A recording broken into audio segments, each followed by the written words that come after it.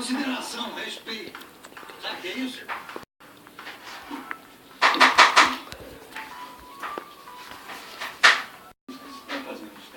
Nossa, que... Você gastou uma fortuna em revistas? Hoje em dia você tem que correr atrás da notícia certa. Notícia certa. Tá comendo já. Revistas sobre vários assuntos. Negócios, sobre informática, política Política interna ou política externa? política interna, externa, de fronteira. Sei. Bom, pelo valor do cheque, você deve estar mesmo muito atualizado, né?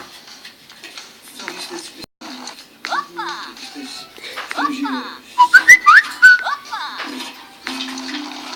Sol, Paris, 1997. Era isso que você estava procurando?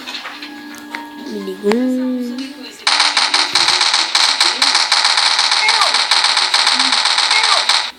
Isto é uma moda.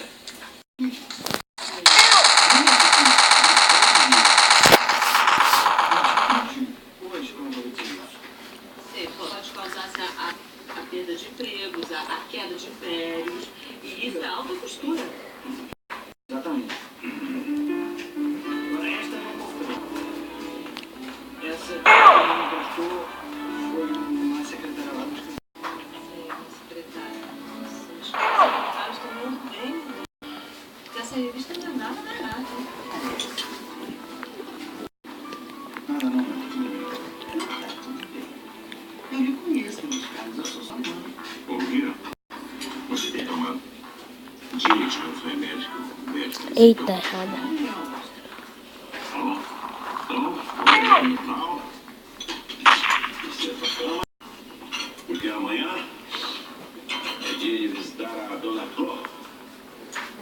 Não entendo, pai.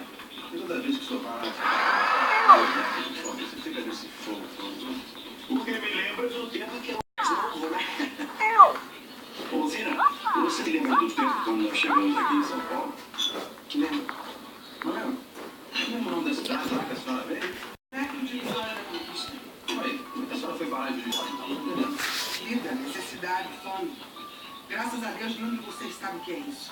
Fome. É verdade, graças a Deus. E olha, ele tem sido muito generoso.